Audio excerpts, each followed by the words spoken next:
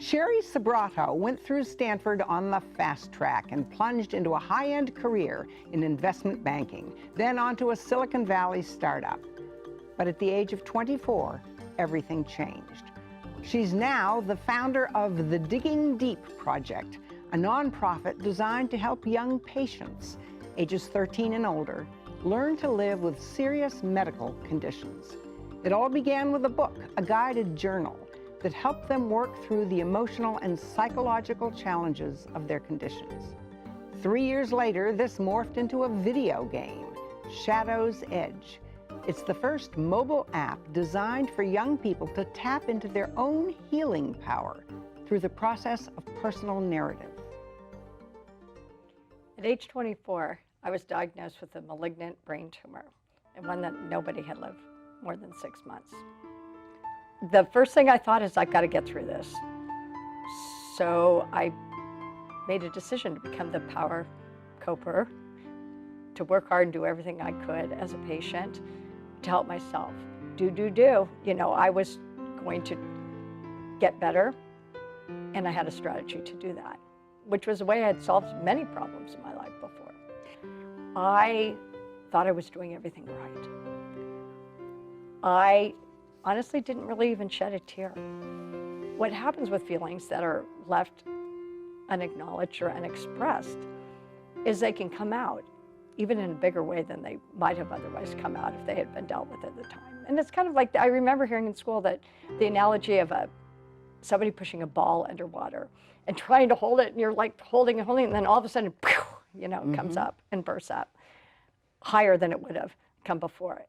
And when an unrelated medical crisis came up and I was a patient again, a lot of those feelings that I had never acknowledged came bubbling up to the surface. And then once the anger started bubbling up, then there was overwhelming sadness, because I had never acknowledged the loss side of things, never acknowledged being different than the other people. So that's, when I say process feelings, they needed to be experienced, and I needed to cry.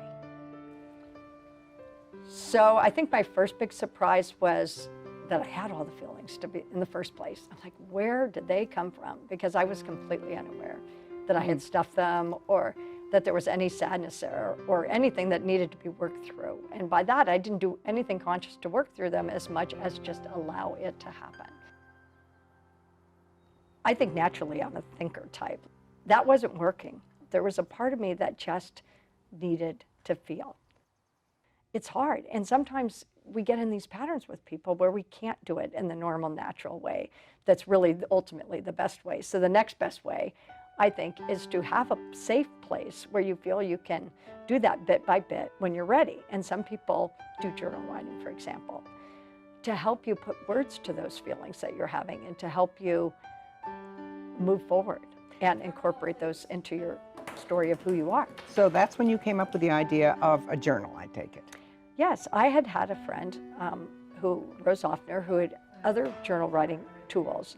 So we teamed up and we came up with a journal called the Digging Deep Journal, and was given to hospitals all over the country. And it was a way for patients to work either with a professional at the hospital, with their parents, or older teens and even kids over 12 could work through this book that was beautiful. It was a place to capture those stories. I mean, these kids have incredible stories of courage and hope. So do you see kids open the journal and start transforming or opening up?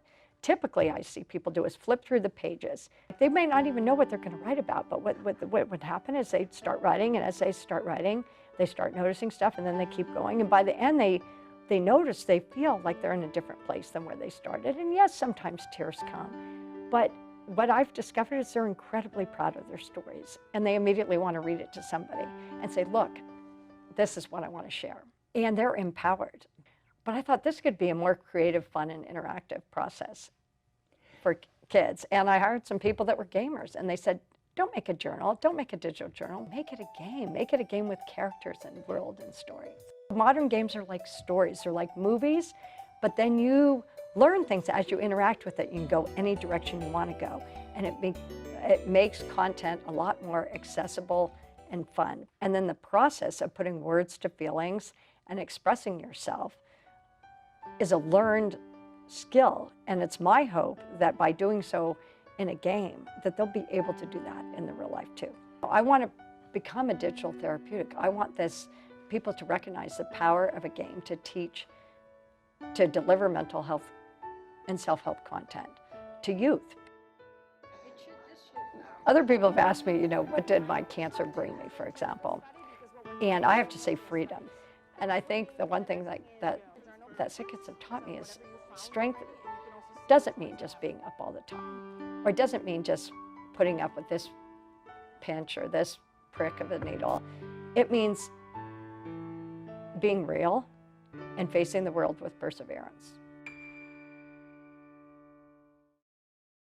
Do you know someone who has overcome significant hardship and has an inspiring story to tell? Someone who has sacrificed or given over and above to the community and deserves some recognition? If so, please contact us with your nomination for next year's Local Hero Awards.